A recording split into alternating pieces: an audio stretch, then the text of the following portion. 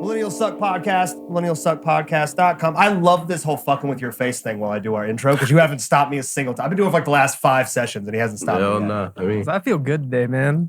Okay. bro, me too. I woke up feeling great. Like, Hell yeah, man. just happy, bro. Yeah. Just fucking I killing did it not today. wake up okay. I was mad until 28 minutes ago.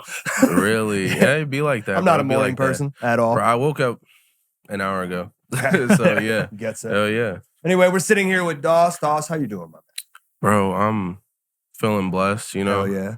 Everything's going good.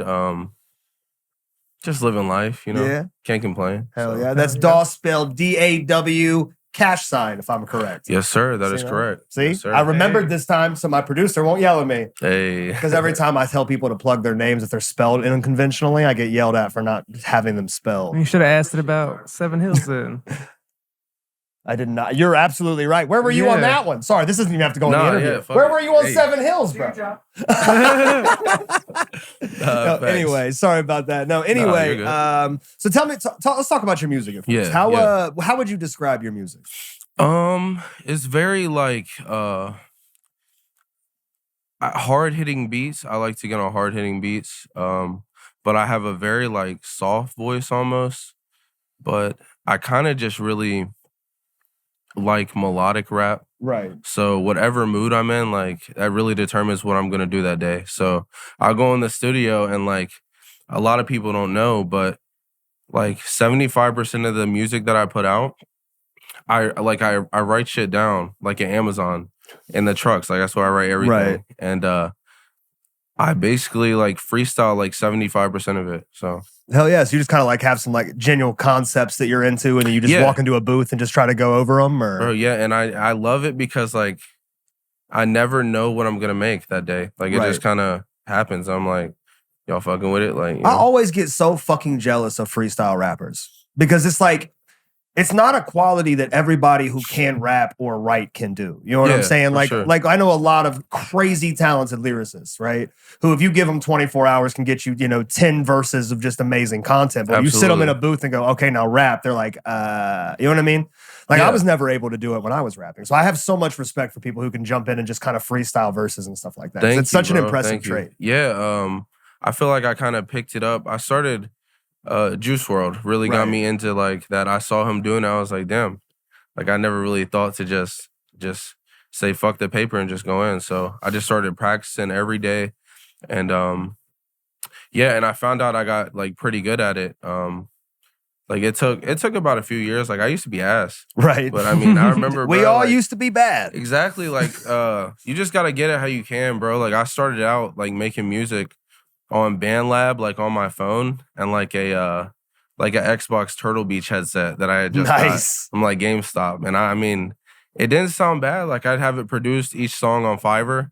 I was still making music. So Yeah, I mean, making music in any capacity is better than not making music. So even Absolutely. if you can't, Yeah. even if you don't have the resources or the time to release something that's to a higher standard than that you would like it to be, at least you're making music, and that's what bro, matters. everybody's gotta like. That's what I learned. Like, you're not just gonna be good at something the first time you pick it up. At Some all. people are. Some people are. I can't. And it's very rare, you know It what I mean? is. Like even like the most like one takey artists that all that shit. Even they had a point where it was like what they were doing may have been great for it being their first time, but Yeah. it wasn't great when they were doing it. Absolutely. And in order to yeah. get good at anything and to feel confident about your skills in anything, you have to suck at it for a long period of time in order to get good at it. And Yeah. you just got to stick through, the things that you may not like as much as you thought you would like until you get to that shit where you are releasing what you actually like. Absolutely. And would Like, you say you're in that stage of your career now? As you're Yeah, finally to a like, point to where you're releasing I'm things that you're starting proud of? Yeah, for sure. Like, I've been thinking, like, having a lot of thoughts about it. Like, I kind of want to put out like an EP around like a story. So like basically like I kind of want to go back to like the 80s a little bit, like in the videos. So I've been trying to do this shit for like a year, but I'm starting to really like understand who I am with music Right. and like what people want from me. You know what I mean? Yeah, and So- it's finding that blend of being your authentic self, but doing it in a way that people want to hear from you. Because at the end of the Exactly. day, it's like, yeah, you want to be authentic to yourself, and yeah, you want to create what you want to create, but you also don't want to release stuff that's just for you, because then who wants to hear it besides you? Yeah, you can't do it for you because I mean, at the end of the day, like they decide if it flops or like if you can't do it long term if you're not going to make some type of return on your investment. Right. So. Yeah, there's definitely merit to the fact that you have to be willing to at least adjust to the audience that you're presenting to. You can't, like I said, you can't make something from one scope and expect anybody outside of that scope to care about it. But like I say all the time, as long as someone's staying as authentic to themselves as they can and they're having fun and believe in what they do, then they should do it forever. Like, regardless, if you're still having fun and it's not fucking up your life and it's not harming anyone, do it for as often as you can forever. Bro, that's really like, I still get the feeling too. Like, I don't know if you like as a kid, like on Christmas morning, like that feeling you would just have like was so strong. And I get the only thing in this world that brings me that feeling is a studio. No, I get that. It's like that whole it's like there's this weird anticipation factor where it's like you're excited to see what you're doing comes out to be. It's a gift to you. Yeah, and then once you open it and you're like, you actually get to do it, and you get to sit in the gratification of said gift. You know what I mean? You're like, yeah, this is fucking great. No, so I totally get that for sure. So let's talk about like your journey. So like, how did you get into making music? I actually got into making music. My friend Eli, he goes by E the Prophet. Okay. That's like my hometown, like best friend growing up. And he actually just went on tour with Token. Nice. So that's really cool. But I don't know. I just saw him doing it. I was like, damn, like maybe I should try this because people always told me growing up that I had a good voice for it. Mm-hmm. Like I used to sing to like girls and shit in school, like all that little stuff. I did the same thing, bro. I told a girl when I was 19 years old, and this was with no accolades to my resume at all. We were at a party and I said, hey, you ever made out with a rock star before?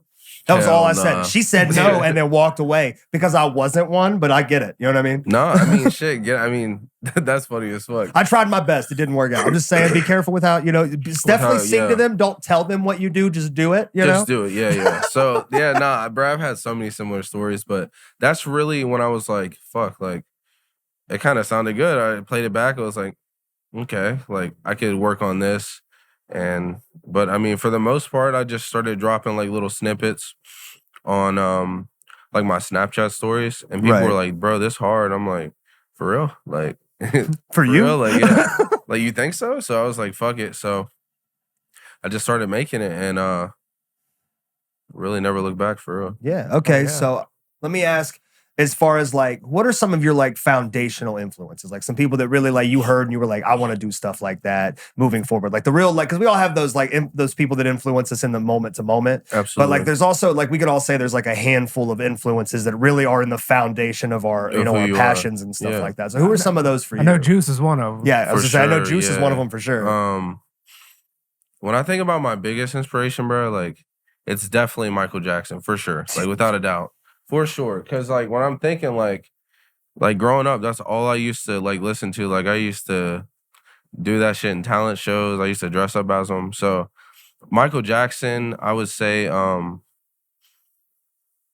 Lil Wayne for sure. Love Lil Wayne, man. Love Lil Wayne, bro. Love Lil Wayne. When you were talking about freestyle and booths and stuff like that, I was like, I can think of two, because you were talking about, you got the, the concept from Juice WRLD. And I was like, because I wasn't going to ask you your age, but like for me, it was like knowing that Jay-Z and Wayne did that type of shit, where they would just walk into a studio with some ideas and go, fuck it, play a beat. Yeah, I mean, bro, like I remember my first time seeing like a Millie, like I was like, oh yeah, this is when I knew, like in Lollipop, I was like, oh yeah, just never stopped in a Millie. Like, dude jumped into a booth and just kept going, bro. Like, and I used to like put clothes on, like, and just perform as a kid, like just put clothes on, perform. Like, I never thought like 15 years later that I would ever make music and be performing on the stage. Well, you're fucking doing it. You're doing it to a crowd of at least 850 people tonight, bro. It's gonna be so sick. It's a big show, man. It's a big one. So where can they find you at? Socials? So my Instagram is DAWS_official. That's DAWS _official. Okay. And Spotify, it's DAW money sign. So yeah, that's pretty much it. Well, we appreciate you coming and sitting with us, man. We are out of time, but we do look forward to catching your set. You're a great guy. Appreciate having a conversation with you. Good luck tonight. Hey, again, thank you. Thank you for sitting with us. Appreciate you.